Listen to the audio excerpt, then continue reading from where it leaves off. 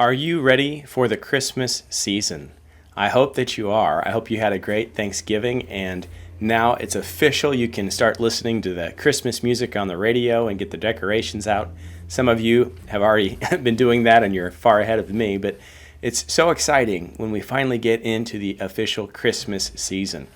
Last year, together we talked about Advent. And amplifying Advent and bringing in that practice of expectation for Christmas.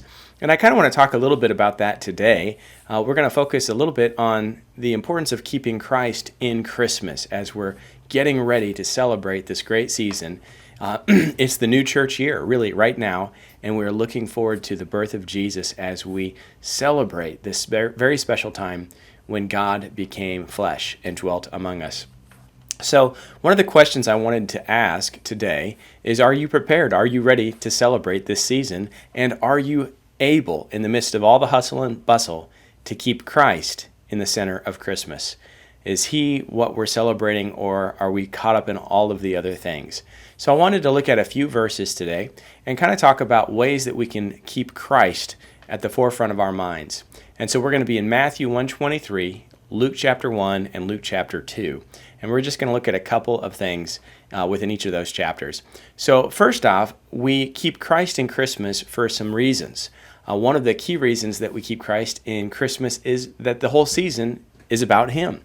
And one of the things that's so significant about Christmas is that by Christ coming, by God becoming a man and dwelling among us, he inaugurated our salvation. He established the moment in time when Jesus would be born, live that sinless life, die that terrible death for you and for me because of our sin, in order to offer us forgiveness, mercy, and bring us into the family of God. This is it's the greatest season. I love it. I mean, Easter is also just fabulous, but there's just something so special about Christmas because the long expectation came to an end. And so Christ coming gave us a new communion with God. Now, what does that mean? Well, let's go back to the prophecy of Isaiah. It says, "Behold, the virgin shall be with child, and bear a son, and they shall call his name Emmanuel." What does Emmanuel mean? It means God with us. And if you look at the book of Matthew, what you're going to find is that Matthew is really focused on the importance of God being with us. At the beginning of his book, he talks about the birth of Christ, fulfilling this prophecy. In the middle of the book, he talks about church discipline, and where there are two or three that are gathered, God is with us also. And that at the end of the age, Christ promises to be with us, even unto that end. And so we know that Jesus is now with us in a special and new way because of Christmas. So we want to keep Christ in Christmas by focusing on the vertical relationship we have now with God. That we are not outsiders, but we're brought into the family, and we call God our Father. We walk in the Spirit. We think about Abraham, how he was called a friend of God. Funny story, Dan Bennett likes to say that nothing in the world is friendlier than a wet dog. And I think that is really just a fabulous way of expressing love. You know, if you are a pet lover or you have dogs, you know that they love you and they will just come and get into your face and hope for attention. And of course, if they're wet, they're going to get you wet, right? And they're going to slobber on you, but they just love you. And really, it's remarkable. But our relationship with God should be something similar. We just want to get as close to God as possible. And he doesn't mind our shortcomings or our clumsiness, perhaps. He just wants to rejoice with us because we are his. But we're not his pets. We are his children. It's even more fabulous. So we keep Christ in Christmas by remembering that he brings us closer to God. He gives us communion with God. And we keep Christ in Christmas because it allows us to have harmony with each other. If we look at Luke 2:13, it says, the angels appeared to the shepherds, right? Suddenly there was a multitude of angels in the heavenly host praising God, saying, "Glory to God in the highest, and on earth peace, goodwill toward men."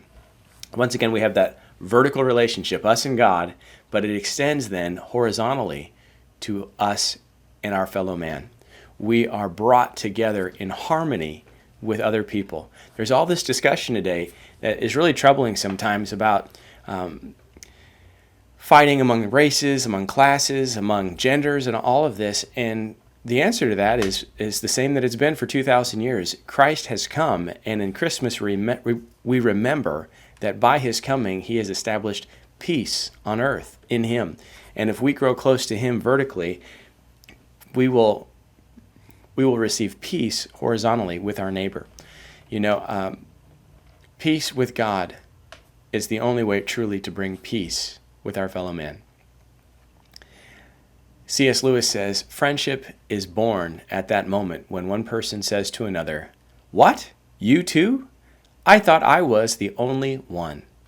Have you ever had that happen where you found out that someone that you knew was into something that you were into, even if it was strange or weird? You like to dress up for Comic-Con or something, that you have your own thing, and you find out someone that you really likes the same thing. It just draws you in, and you realize that you have a bond. Christians have a special bond because when we look at each other and we say that we're sinners saved by grace, we say, "What? You too? I thought I was the only one here that had that special relationship with Christ." But we are bound together in the blood of Christ in that family, and it brings us joy and brings reconciliation. And by remembering that peace that Christ has brought, we can help keep Christ in Christmas this season. So as Advent comes on, I wanted to give the Advent challenge one more time. Last year, I talked about intermittent fasting. It's a preparation season as we look forward to Christmas. So perhaps you want to take some time this year and fast. Spend a little time maybe on Fridays not eating until maybe the evening meal. You can do that with the early church, going back Monday, Wednesday, Friday, and consider fasting or maybe abstaining from some things as you get closer to Christmas so that you can have an anticipation of the Christmas season. That's my challenge to you. I hope you'll consider it. Let's keep Christ and Christmas together this season. God bless. Take care.